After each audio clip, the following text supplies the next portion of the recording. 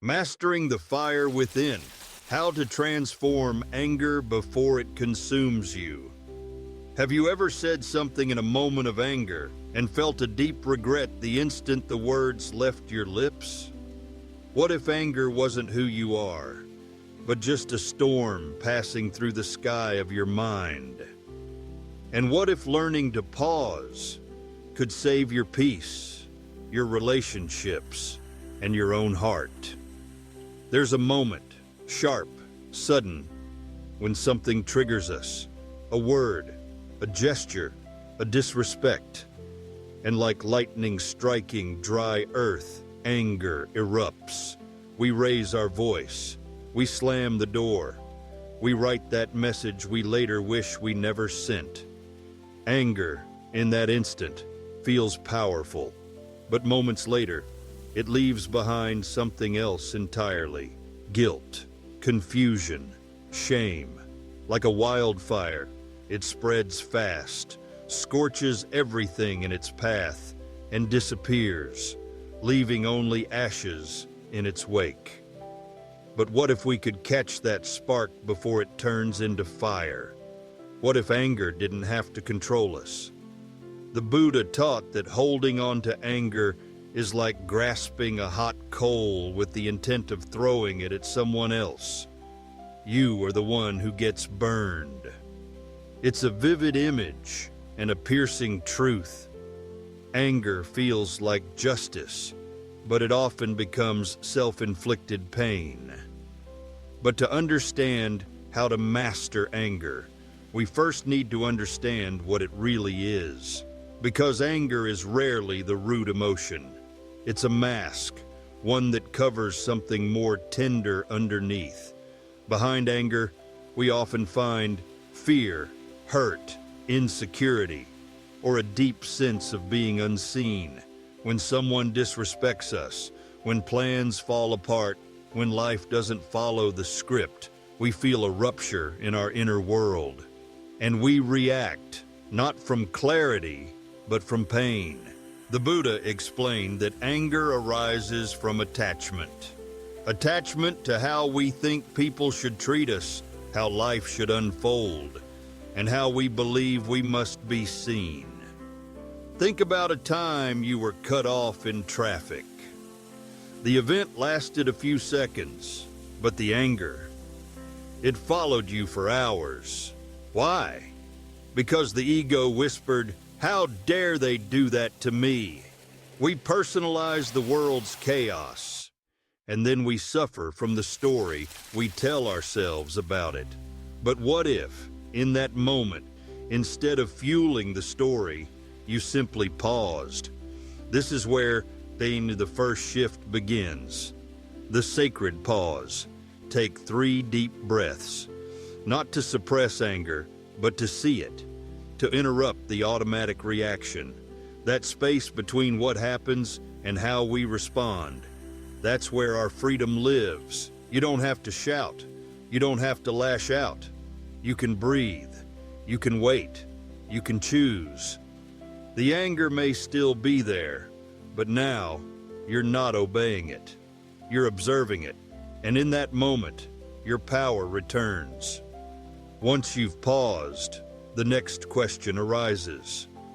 What am I really feeling? Is it truly anger or something else beneath it?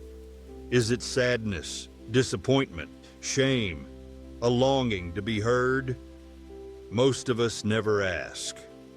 We only react to the surface. But when we're brave enough to go deeper, we discover that anger was never the enemy.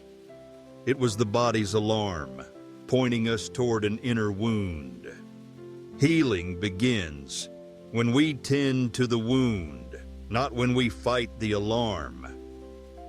The Buddha once described emotions as waves. They rise, they peak, they fall. We are not the wave. We are the ocean that holds it. Imagine sitting by a river, watching leaves float past. That's what mindfulness is. Watching our emotions flow without needing to chase them or push them away. You don't have to jump into every emotion. You can just let it pass. You are not your anger.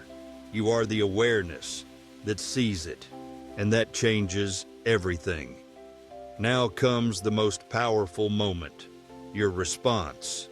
Maybe you choose to walk away. Maybe you speak, but with clarity, not heat. Maybe you simply sit in stillness, letting the wave pass. There's a story from Buddhist tradition. A monk walked daily through a village where a man insulted him every time.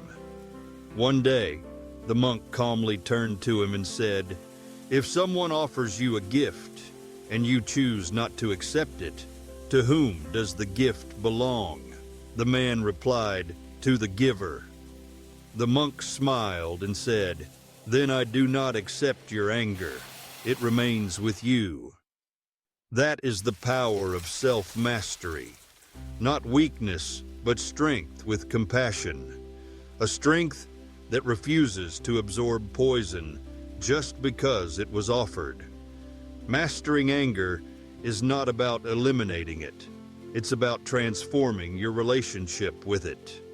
And like any transformation, it takes practice. Just as muscles grow with consistent effort, so too does the mind. Daily meditation strengthens your ability to pause. Journaling brings awareness to your patterns. Practicing gratitude softens your focus from what's wrong to what's present. And compassion toward yourself and others is the thread that holds it all together. The Buddha said, "A disciplined mind brings happiness."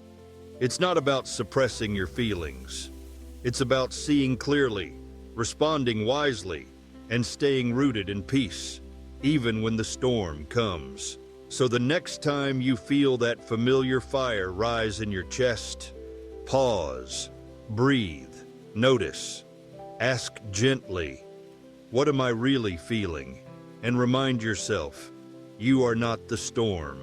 You are the still sky it passes through. And in that space, you have the power to choose peace.